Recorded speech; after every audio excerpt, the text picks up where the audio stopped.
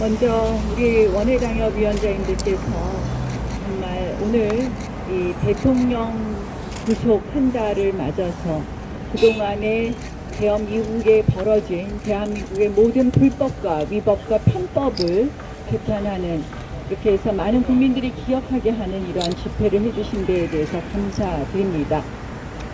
참담합니다. 대한민국의 헌법, 대한민국의 법치가 모조리 무너지고 있습니다. 아시다시피 그동안 이재명의 민주당은 이재명의 방탄을 위해서 대통령의 조기 탄핵을 획책하고 있었습니다. 그 조기 탄핵을 위해서 무엇을 했습니까?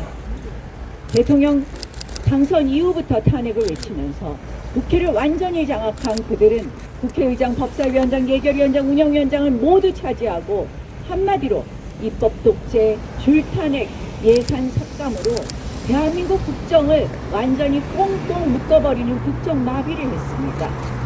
결국 대통령은 계엄을 꺼낼 수밖에 없는 그런 상황이 되었고, 결국 민주당은 한마디로 계엄 유발자의 역할을 했다고 봅니다. 그리고서는 무엇을 했습니까?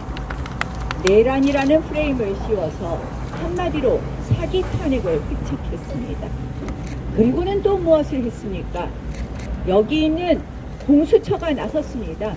공수처, 여러분들 기억하실 겁니다. 2019년 우리가 패스트 트랙 투쟁으로 그토록 막고자 했던 그러한 수사기구였습니다. 민주당의 하명 수사처인 공수처는 결국 권한도 없이 불법적으로 그리고 편법적으로 영장을 발부받아서 대통령을 체포했습니다. 정말 참담합니다. 그런데 그 이후에 진행되는 우리가 절차를 한번 보십시오.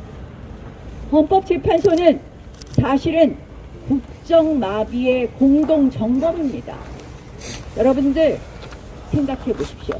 방통위원장, 하루 근무한 방통위원장 탄핵 사건을 174일 만에 결정했습니다. 최 감사원장 탄핵은 이제 63일 만에 이제 탄핵 재판을 시작한다고 합니다. 이재명 대표를 째려봤다는 이유로 탄핵된 박성재 법무부 장관 탄핵 절차 시작도 하고 있지 않습니다.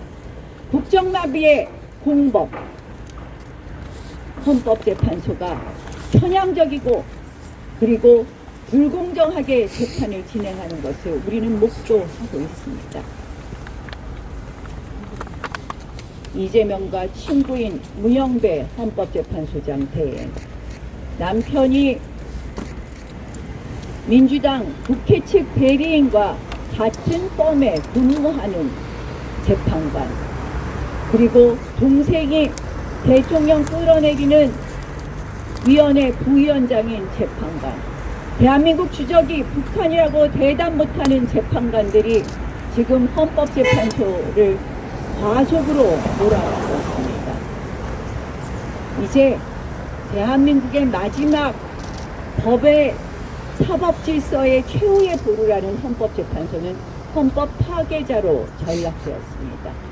우리가 모두 모여서 이렇게 소리치고 외치지 않는 한, 김태건 열사처럼 외치지 않는 한 대한민국의 헌법과 법치는 깡그리 무너지게 되어 있습니다. 저는 국민 여러분들께 너무 감사합니다. 국회가 그 역할을 못하고 있을 때, 우리 당이 제대로 그 역할을 못하고 있을 때 여기 계신 원외위원장님들 그리고 국민들의 목소리 하나하나가 모아져서 지금 대통령에 대한 지지와 그리고 헌법을 지키겠다는 지지에 마음이 모아졌습니다. 이제 저희가 마지막 힘을 내야 됩니다.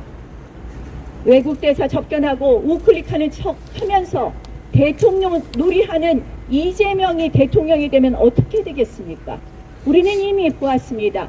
카톡 검열을 외치는 그들의 마음속에는 전체주의의 마음이, 전체주의가 또아리치고 있습니다. 저희가 그래서 이제 헌법재판소의 마지막 재판 판결에 이르기까지 우리의 마음을 모아서 대한민국의 헌법을 지키자고, 대한민국의 법치주의를 지키자고 외쳐야 합니다. 그것이 바로 자유민주주의 대한민국을 지키는 길입니다. 그 과정에 우리 원외위원장님들께서 큰 기여해 주시는 것 다시 한번 감사드리면서 우리가 자유민주주의 대한민국을 지키는데 하나됨에, 그리고 그것을 지키는데 용기를 내에 있어서, 그것을 지키는데 행동함에 있어서 조금도 흐트러짐이 없어야 된다는 것을 다시 한번 말씀드립니다. 우리 모두 힘을 냅시다. 이재명의 대한민국은 절대 용납할 수 없습니다. 이제 대한민국을 지킵시다, 여러분. 지키자! 대한민국을 지키자. 지키자! 대한민국을 지키자. 지키자! 고맙습니다.